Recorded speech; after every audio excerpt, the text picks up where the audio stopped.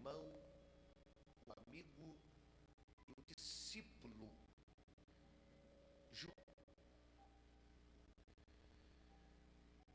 Diz assim o texto bíblico: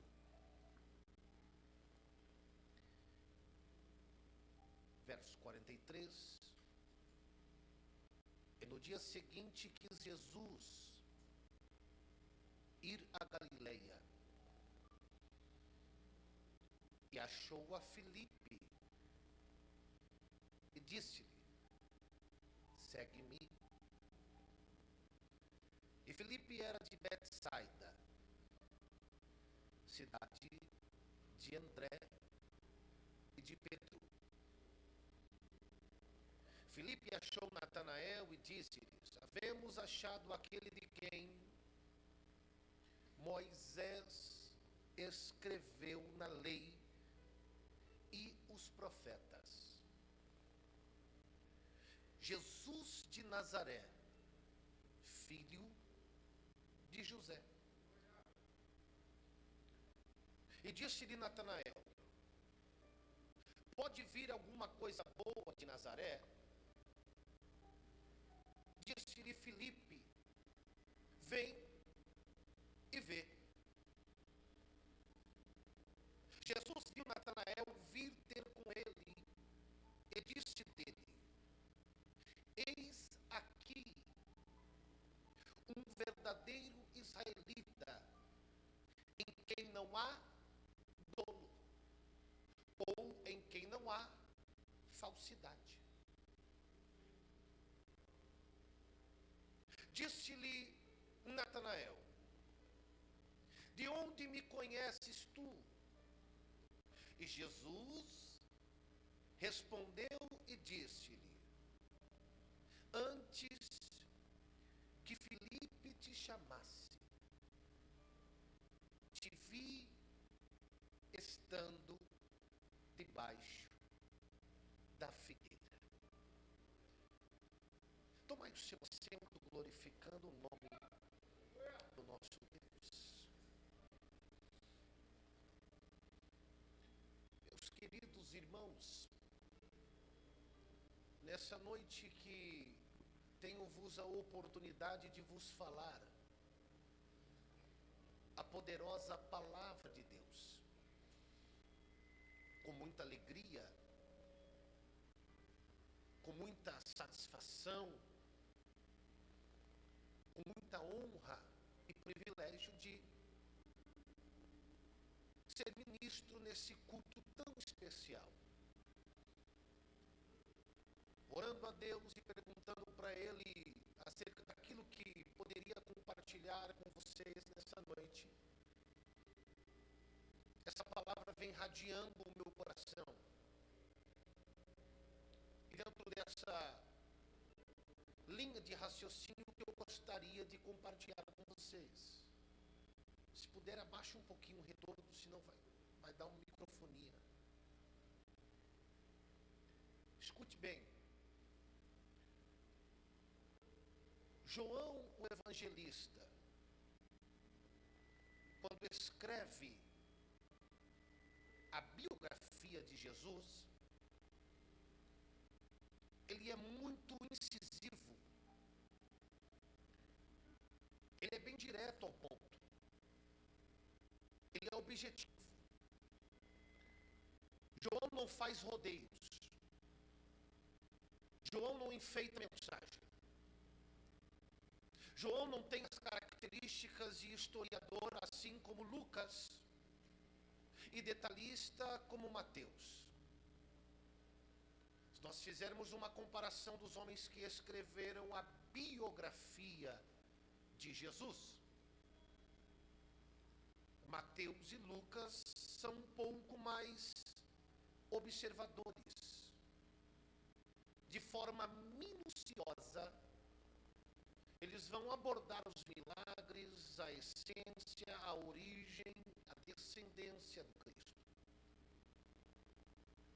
Lucas, ele é o evangelho mais completo, pois Lucas carrega dentro da sua escrita e em base de pesquisa as características de um um historiador.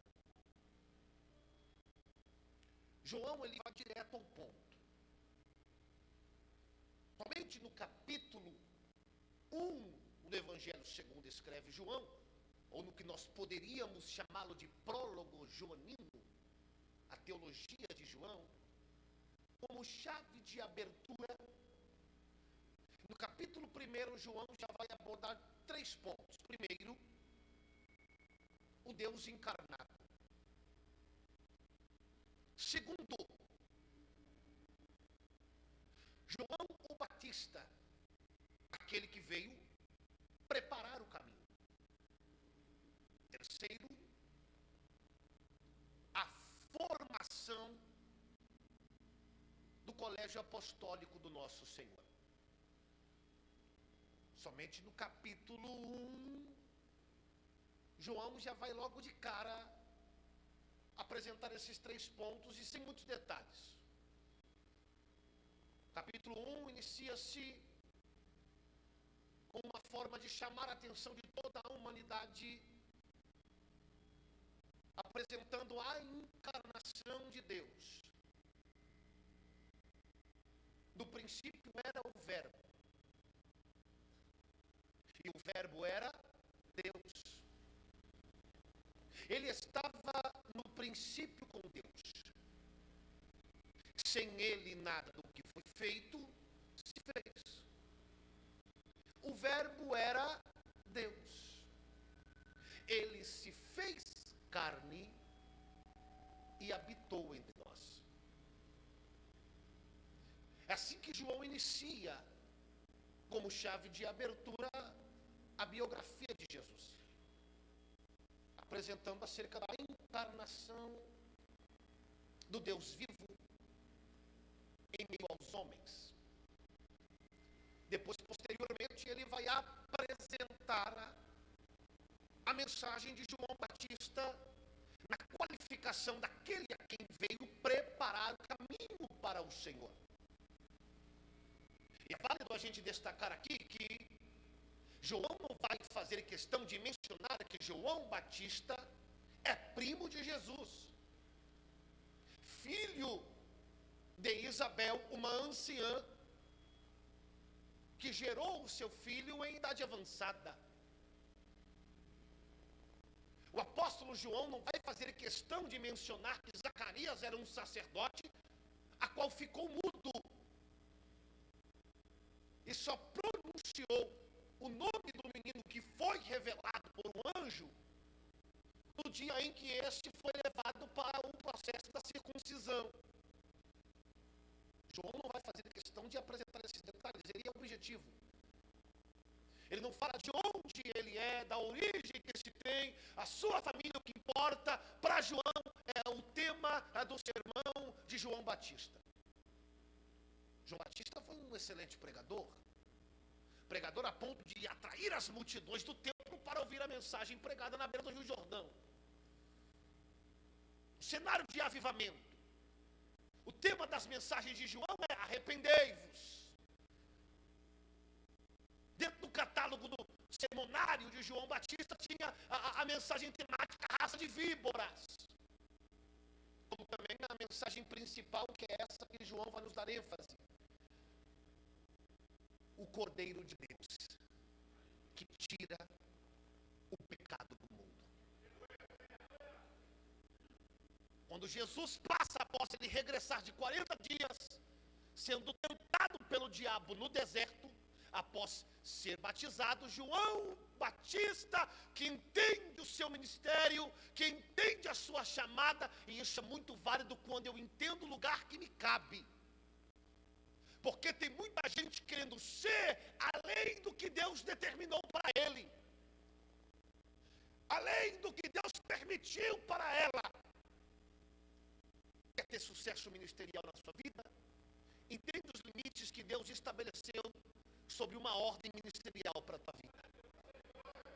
João Batista veio para preparar o caminho. Entendendo-se, ele aponta para o Cristo. Eis o Cordeiro de Deus que tira o pecado do mundo. Quando João aponta, ele está fazendo menção do sacrifício da expiação. Sacrifício que era apresentado pelos sacerdotes em nível de santificação para toda a nação de Israel. É um sacrifício de extensão. É um sacrifício de amplitude, porém imperfeito, que sempre era necessário repetir o sacrifício pelo pecado cometido. Mas o escritor aos Hebreus vai nos apresentar que o Cristo é o nosso sacrifício perfeito. O Cordeiro de Deus que tira o pecado, não de Israel, não de uma nação, não de uma etnia, mas do mundo. Jesus é o sacrifício da salvação da humanidade. Posteriormente, nós veremos agora João entrando na seleção de Jesus para o seu colégio apostólico, os seus discípulos, o seu aluno, a sua classe. Gosto muito dessa observação e é sobre isso que nós gostaríamos de trabalhar. João, ele é bem preciso, rápido e objetivo. É sabido de todos nós que a Bíblia é um conjunto de 66 livros, dividido em duas partes.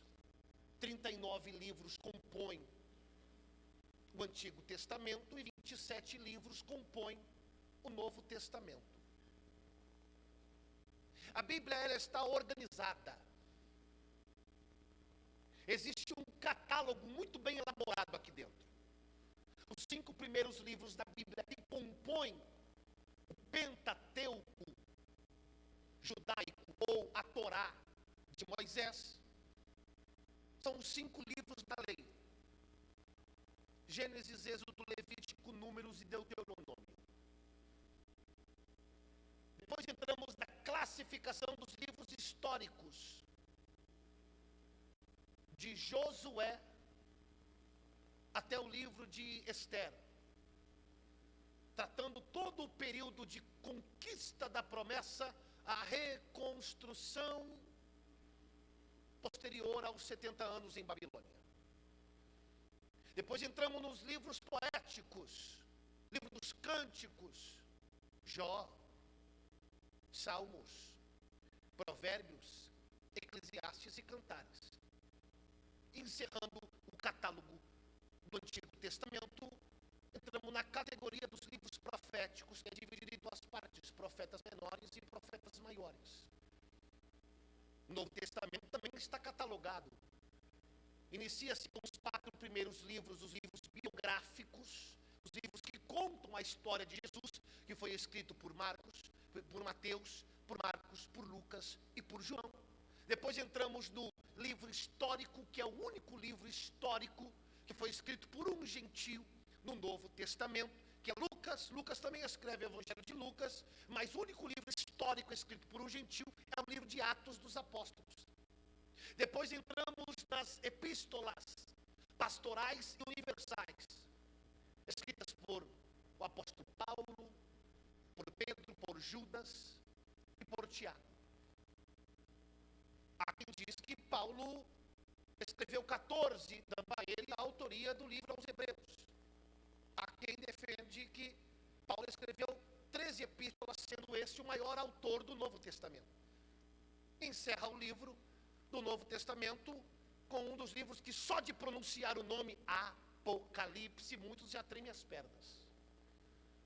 Quando o pastor fala, abra sua Bíblia no livro de Apocalipse, cria aquele suspense, aquele medo, aquele pavor, como se fosse o fim do mundo. Na verdade, nós teríamos que se alegrar, irmãos, porque o livro de Apocalipse não é para lhe causar medo, mas é para lhe causar alegria.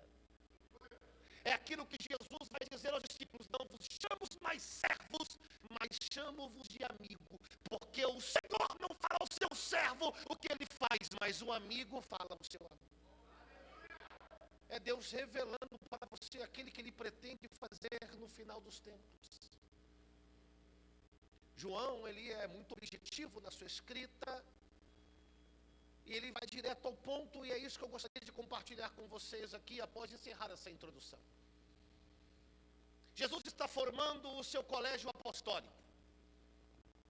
André, que é discípulo de João Batista, agora começa a seguir a Jesus, vai compartilhar com o seu irmão Simão acerca do Cristo. Filipe também, que era da cidade de Betsaida. Eu gosto muito de observar, eu gostaria de ganhar um tempo para expor um pouco desse chamamento de Jesus para Filipe. Num período onde é desgastante, eu falo com sinceridade na alma, e não em tom de desabafo, mas em tom de medo. Porque se nós entendêssemos aquilo que nós oferecemos do que diz respeito a uma oportunidade de reconhecimento de Cristo como Salvador da minha alma, eu não pensava e colocava em balança, continuo pecando ou sigo Ele? Continuo na prostituição ou sigo Ele? Continuo com o meu pecadinho de estimação ou sigo Ele? Às vezes, quando, pastor Barbosa, quem quer aceitar Jesus hoje, irmão? E aquela luta, aquela batalha, igreja, ora que batalha espiritual, a pessoa fica colocando em balança, será que vale a pena mesmo? Aquela vergonha Irmão, quando eu entendo na frente de quem eu estou, quem está me escolhendo e a oferta que me está sendo oferecida, eu não penso duas vezes, porque a palavra diz: ninguém revela o Pai a quem o Filho o quiser o revelar. A palavra diz que Jesus se apresenta diante de Filipe e é somente uma palavra: siga-me, e ele imediatamente começou a seguir a Jesus. A gente tem uma coisa que nos amarra nessa, parece que tem uma luta, uma batalha, né? Perdoe, irmão, mas tem gente que gosta de sofrer. Tem gente que gosta de continuar se afundando no pecado. Tem gente que gosta de continuar sendo humilhado pela opressão. A proposta que está sendo apresentada no que tange ao ambiente de salvação para Filipe, não dá nem tempo de se pensar: aonde você vai, mestre, eu vou. Aonde você entra, mestre, eu entro. Aonde você chega, mestre, eu quero estar contigo, porque nada no mundo mais me importa, nada no mundo mais me impeça, que agora eu quero lhe seguir, Senhor. É a proposta de que tem diante, segue-me. Eu gosto muito de uma fala de alguém que vai dizer que nós não seremos lançados no inferno pelo pecado cometido, mas nós seremos lançados no inferno pela oferta de perdão que nós rejeitamos.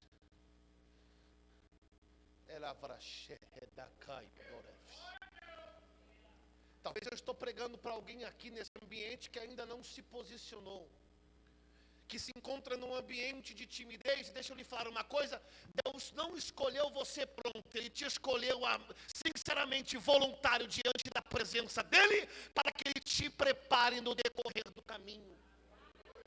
Porque tem pessoa que tem esse pensamento, né, pastor, ainda não é minha hora, não. Irmão, deixa eu te falar uma palavra: o dia que você achar que você vai sentir de aceitar Jesus, alguma coisa tem. Porque aqui nunca ninguém sentiu, somente ouviu a voz e entendeu: eu estou aqui. Eu estou aqui. Porque é uma luta de carne e espírito. O seu entendimento vai fazer com que você não entenda e não ouça essa voz. Mas nessa noite eu vim pregar: segue-me, segue-me, segue-me. É o Senhor chamando o seu rebanho nesta noite. Segue-me, segue-me. E esse contexto de seguir vem dentro de um viés de pensamento: aonde tu pisar, Senhor, eu piso. Aonde tu chegar, Senhor, eu chego. Aonde tu estás, Senhor, eu quero estar contigo. Siga-me. Pergunta para o seu irmão que está do seu lado, carinhosamente, bem assim para ele: ei, Vasco, tu és seguidor de Jesus? Siga-me. Hoje em dia a gente tem que fazer um enfeite, uma parafernália, e apaga a luz, e faz isso, e toca uma música emotiva, sabe? Tem tudo isso, irmão, hoje em dia. Ah, você que está aí, essa pessoa não quer vir, chega, traz ela aqui, sabe? E quando eu olho Filipe diante de quem faz uma oferta, não pensa duas vezes, eu vou.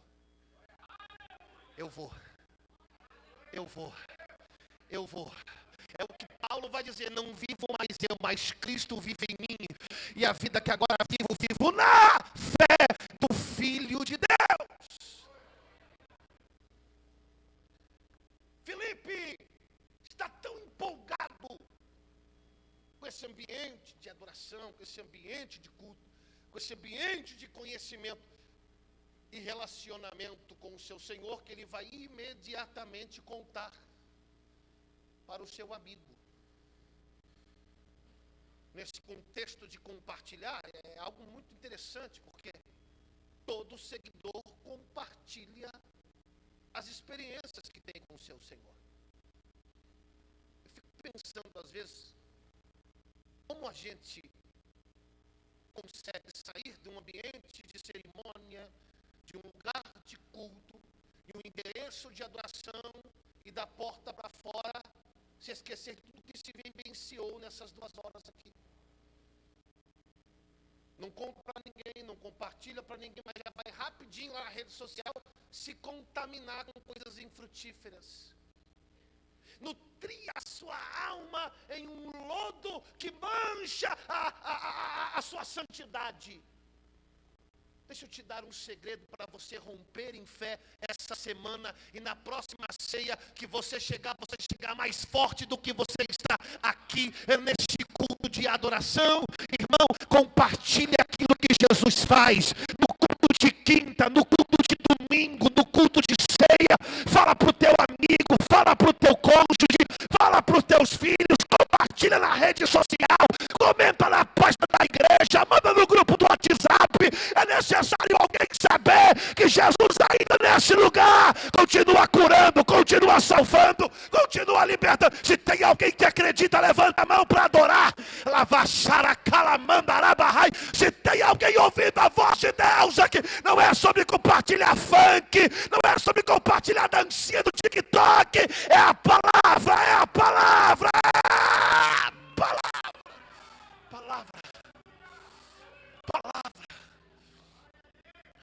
Mas a gente acostumou a compartilhar. Tem gente que se abre o status, tem de tudo lá, irmão, só não tem palavra. Tem carro para vender, tem isso, tem aquilo, tem gente brigando, tem resultado de futebol, mas não tem palavra. A gente fica como nesse ambiente de não nutrir aquilo que me enche. Se você tiver a autoridade de Deus nessa noite, seja um profeta para quem está do seu lado, fala assim: irmão, a boca fala do que o coração está cheio. Agora pergunta para ele assim: tem palavra aí? Tem experiência aí? Tem memória de culpa aí? Pergunta retórica sem necessidade de resposta. Você lembra o que pregou quinta-feira passada? Lembra? Perdoe, não me tenha por leviano, arrogante, prepotente, mas esse ambiente de cerimônia, pão e cálice é um contexto. Examine o homem a si mesmo. O ambiente é de alta análise. Você lembra do que foi pregado quinta? Filipe vai encontrar-se com Natanael, e eu preciso estar nutrido, porque quanto mais eu nutro a minha alma, mais eu sou blindado diante das afrontas. Quanto mais eu invisto no meu relacionamento, mais eu estou forte para combater as batalhas lá fora. Quanto mais eu me envolvo nessas memórias e endereços de adoração, mais forte eu estou para vencer o leão diariamente. Está pensando que vai ser fácil? Filipe vai falar para o melhor amigo. A proposta é Natanael. Só para você entender, Natanael, na língua original hebraica, significa presença de Deus. Levanta a mão para mim profetizar. 2025. Deus está colocando um presente no seu caminho. E esse presente que eu estou falando não é chave, não. Não é carro, não. Não é promoção, não. Não é um pix da sua conta, não. É alguém para você cuidar. É alguém para você investir.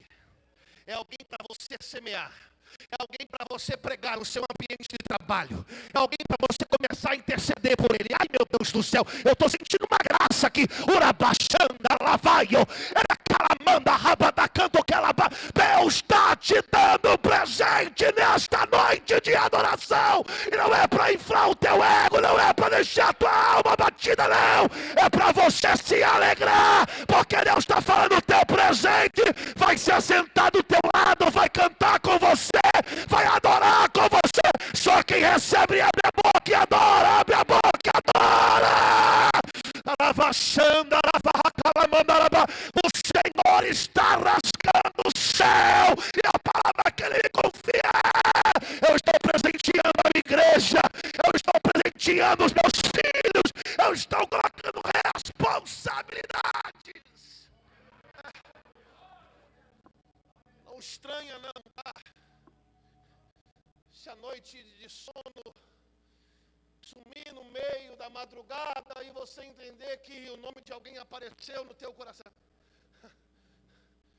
Presente de Deus. Presente de Deus. Só que esse presente dá trabalho. Preciso ser realista. Os presentes de Deus dá trabalho. Filipe vem e fala: achamos aquele a quem? Naquela empolgação, naquele afã do primeiro amor, naquele envolvimento de querer levar todo mundo para o culto, achamos aquele a quem? Moisés escreveu, os profetas escreveram. Você se lembra que eu falei que a Bíblia toda está organizada, catalogada?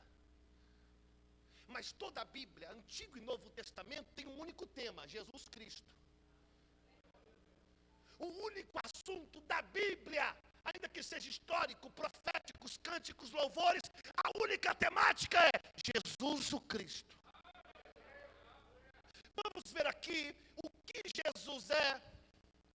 No livro do Gênesis, ele é a semente da mulher, o descendente prometido.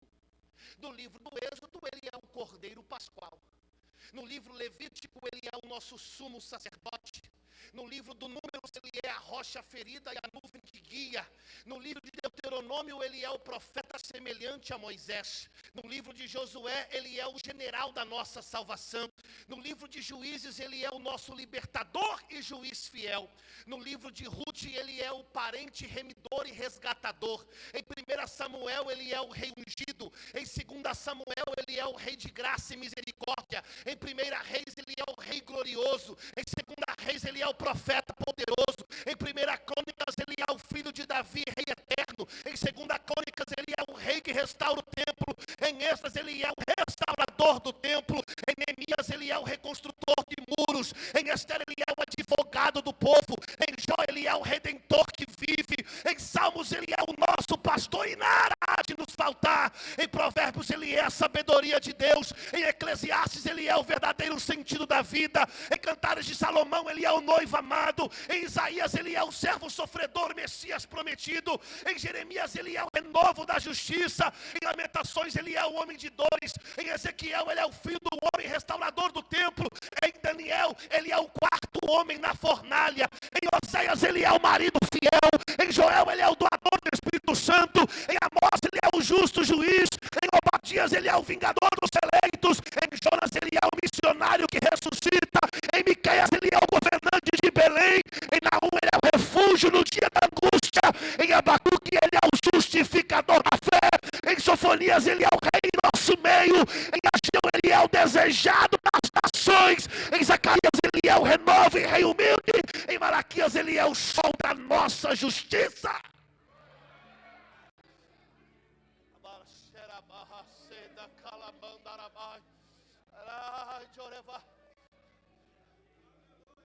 Diante de toda essa prerrogativa e privilégio de quem está lhe apresentando e convidando, segue-me! Vai resistir até quando? Vai evitar até quando? Vai fugir até quando? Eu vim nesta noite inspirado pela graça de Deus, e a palavra do céu é: segue-me, segue-me, segue-me. Só quem é seguidor de Jesus, levanta a mão bem alto e adora, e adora, e adora, e adora. Aleluia. Adora. Achamos aquele quem é o tema da Bíblia.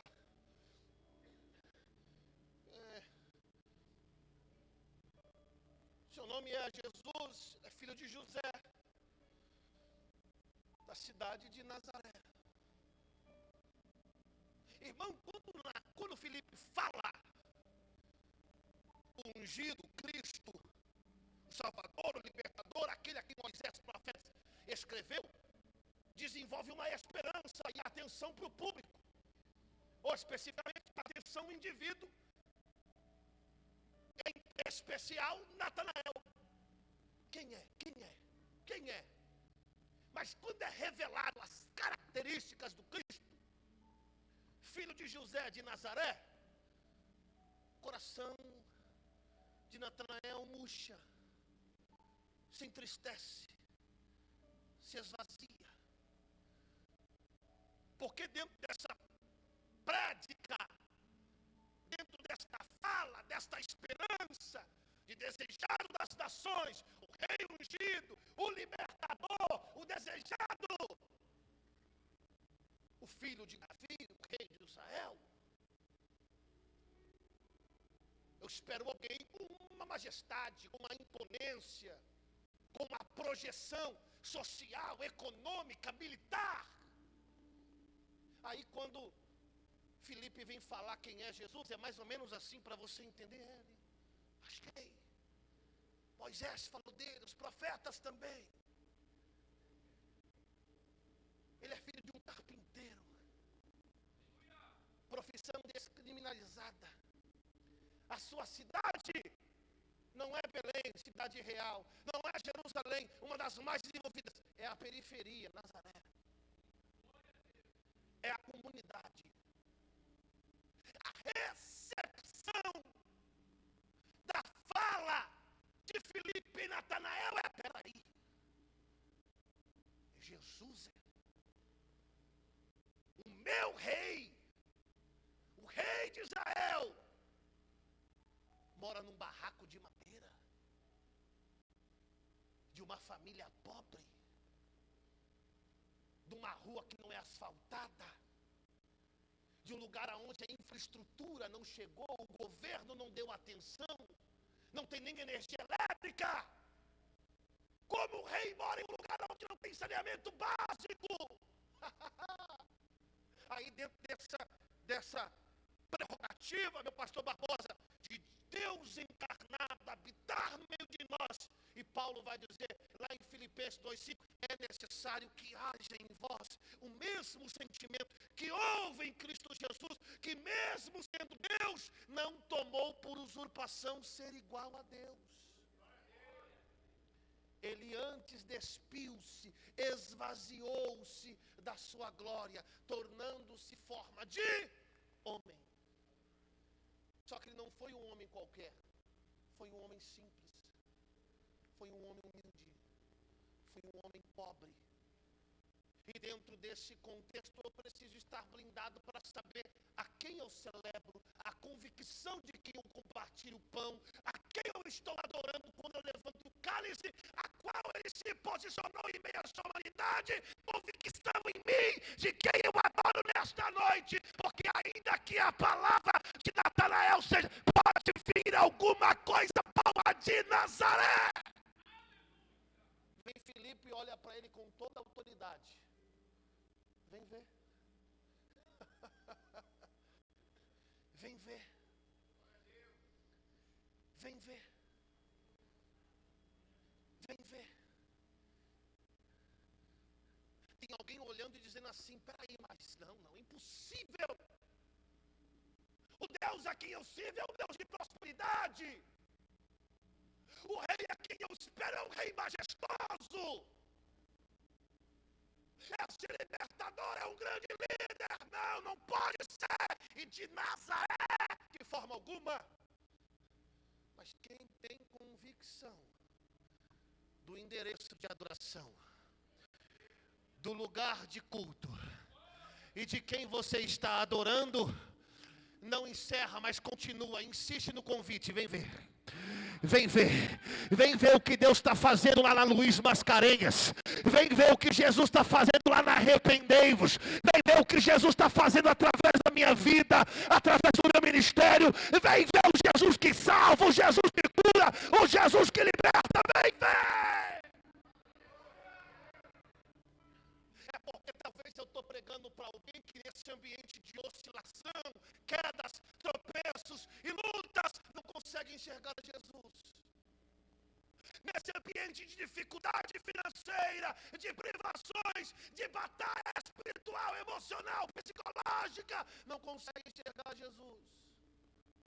E muitas vezes a gente desenvolve barreiras e bloqueios, não permitindo que pessoas se aproximem de nós, para conhecer que independente de prova, eu sei quem Ele é. Independente de luta, eu continuo adorando. Independente de dor, eu não abandono por nada. Independente de lágrimas. Ainda que a figueira não haja fruto na vide, e o produto da oliveira me dá.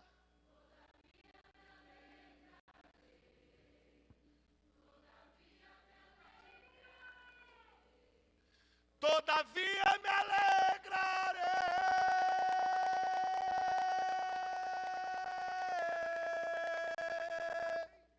ainda que a figueira não floresça e não haja fruto na vide, e o produto da oliveira me...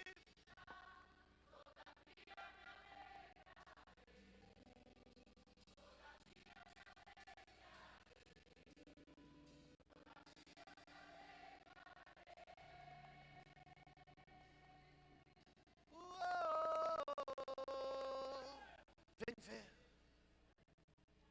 Vem ver. Até quando você vai deixar as pessoas não se aproximarem de você? Por causa das suas fragilidades. Até quando você vai levantar muros, quebrar pontes, fechar acessos que o próprio Jesus quer que você abra, para que as pessoas saibam que você serve, independente de uma aparência, independente de uma visibilidade. O que adianta você sorrir aqui, cantar aqui, abraçar aqui, mas em casa você está amargurado? E é nesse ambiente, às vezes, de amargura, que é necessário alguém conhecer, para que saiba que Jesus também está nesse lugar, que Jesus também está nesse cenário, que Jesus também habita nesse contexto. Vem ver. Porque talvez para muitos o seu Jesus pode ser um Jesus egoísta, um Jesus que não te vê, mas quem é convicto convida. Vem ver. Por que essa vergonha de receber os irmãos? Só porque os móveis não são dos mais novos? Só porque talvez a condição financeira não dá para lhe preparar um banquete de recepção? Não. Não permita que essas circunstâncias prejudiquem de alguém saber que, independente dessas privações, você sabe o endereço que você cultua, o ambiente que você adora, o lugar que você celebra e o Deus a quem você serve. Vem ver.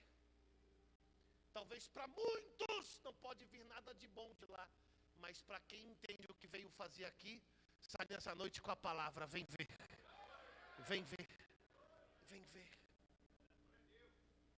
encerro aqui a minha mensagem. Muito simples. Chegou na hora de liberar acessos. Tem alguém que vai conhecer a Jesus nesse lugar aonde falta para você perspectiva. Tem alguém que vai encontrar com Jesus nesse lugar aonde para você pode parecer vergonhoso. Tem alguém que vai encontrar com Jesus nesse lugar que você está tanto escondendo, porque você não quer convidá-lo a ver nesse ambiente. Nazaré. Quando Paulo vai dizer, eu não me envergonho do evangelho do Senhor. Paulo está falando, é na cadeia mesmo, mas eu vou continuar pregando. É machucado mesmo, mas eu vou continuar pregando. Sem dinheiro para o café da manhã, mas eu vou continuar pregando. Andando de a pé para cima e para baixo, mas eu vou continuar pregando. Eu não me envergonho do evangelho do nosso Senhor. Ele é loucura para os judeus. Ele é loucura, lavar, xanda, calaba, loucura para os gregos, aleluia. Escândalo para os judeus, mas para nós é a salvação. É a salvação, é a salvação, é a salvação. Se coloque de pé em nome de Jesus.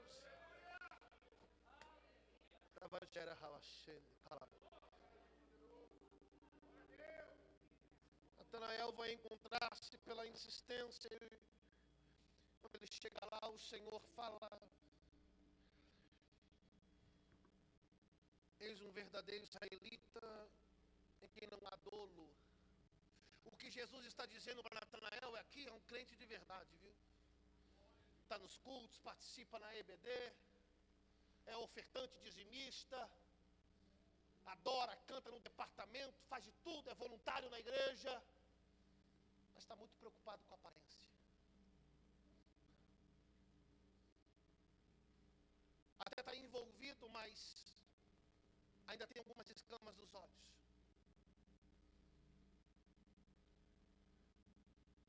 Natanael agora olha para o Senhor atônito e pergunta: de onde me conheces? Aí o Senhor diz bem assim: antes que Filipe te chamasse, eu já tinha te visto debaixo daquela figueira. Natanael agora se prostra e adora: Deus meu, Senhor meu, tu és o Senhor de Israel. Porque o Senhor revelou algo íntimo de Natanael, e há quem diga que Natanael tinha a mesma idade do Senhor. Quem aqui se lembra quando Lucas retratar que Herodes fica possesso, porque os magos que vieram adorar o menino Jesus em seu nascimento não voltaram para o endereço do nascimento do rei dos judeus. E o Herodes, com um sentimento de medo em perder o trono, dá ordem para a sua guarda para matar todas as crianças abaixo de 2 anos. O anjo aparece para Maria e José e fala: desce para o Egito, porque estão tentando matar o menino. Nem todo mundo teve esse recurso. A mãe de Natanael pega a criança e, segundo alguns vão dizer, o esconde debaixo da figueira. Por isso que ele cresce tão devoto, tão fiel, tão dedicado ao seu Deus. Porque Natanael entendeu que desde o ventre sempre teve livramento para a sua vida. Fala para o seu irmão assim: esse culto de Santa Ceia, nessa noite, não é em vão. Deus te livrou muito para você estar aqui hoje.